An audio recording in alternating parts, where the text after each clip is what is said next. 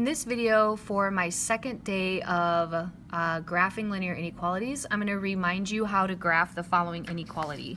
So what you want to do when you graph your function is to graph it as if the function was an equal sign. And so what I'm going to do here is solve for my y, and I'm going to make it look like this format: y equals mx plus b.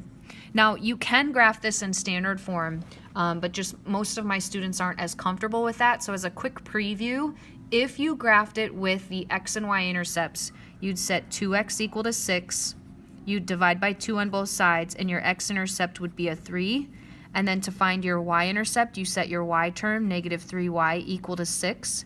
Divide by negative 3, you'll get y equals negative 2. Now I'm going to show you those same 2 points are going to show up on the graph if you were to solve for y. So I'll just kind of show you that point on the y-axis would be negative 2, or the point here on the 3. I'm going to show you if you solve for y, you'll get the same thing. So what I'm going to do is subtract the 2x to the other side.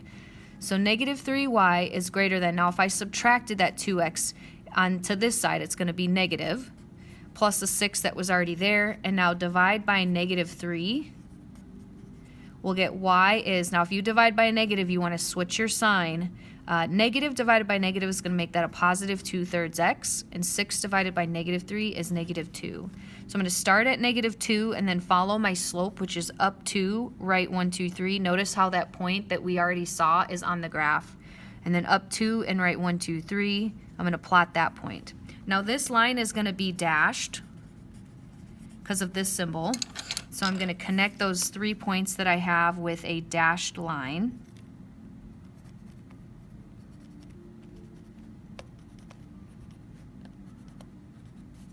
So there's my line. Now my shading, since this symbol says less than, you want to shade underneath your line. And so this side of our graph is greater, underneath is less. And my math teacher taught me on the y-axis, write the word greater on the top and less on the bottom. And if you look at your symbol, if you have less than, then you shade the side with the word less than. Or here's another way to check. Pick a point that's not on the line. An easy point to pick would be the point 0, 0. So if this ends up being true in your statement, whatever your inequality is, your graph here, then you shade that side. And if it is not true, then you shade the other side of the line. So I'll just show you that as well. So 0, is that less than? Well, this time 0 is going to be 0.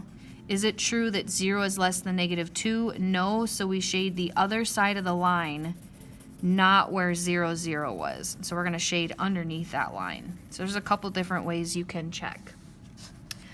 For my function here, I'll show you again both standard form and to solve here.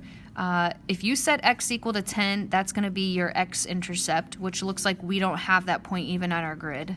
And if you set the term 5y equal to 10, your y is going to hit at a y-axis on the point 2. Okay, so if I solve for y, I'm going to subtract my x to this side of my function, so negative x and then plus the 10 that was there.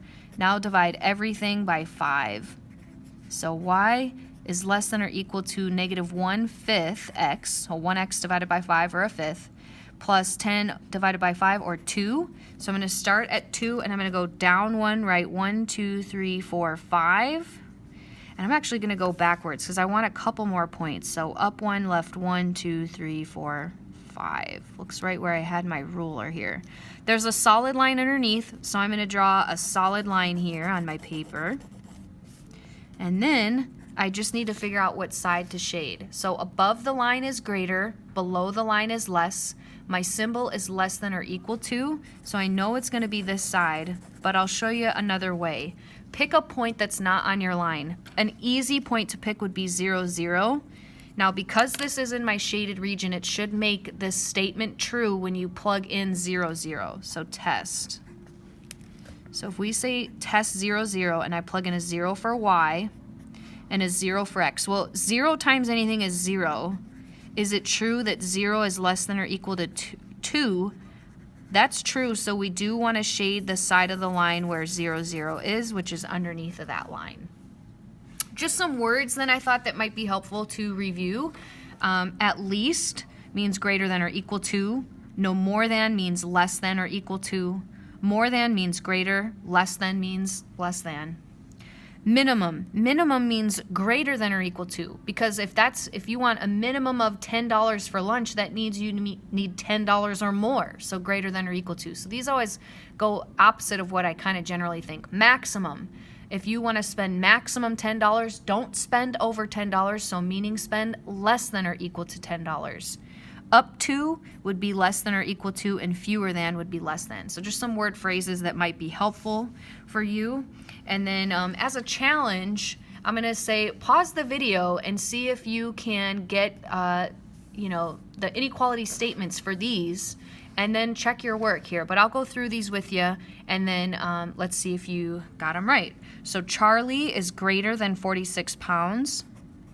Would look like this. Charlie is bigger than 46. Rachel is less than 62 years old.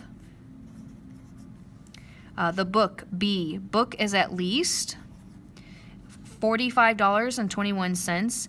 At least means greater than or equal to. George is no more than, so G for George, no more than, so less than or equal to 92 pounds. Mary has no more than $30 in her purse. So again, I'm kind of looking at some of these phrases to help me out. I'm going to say P for her purse, no more than $30 in her purse. No more than means less than or equal to. Starbucks has a goal to make a minimum of $1,200 a day. So Starbucks, if they want to make a minimum, they want to make more than that. So greater than or equal to $1,200. And then Kathy K, can spend up to here means less than or equal to, so less than or equal to $50. She can spend up to $50. Well, hopefully she'll spend a little less. Maybe she'll get some lunch while she's at the mall, so she won't spend all the $50. Maybe she'll save some for a rainy day.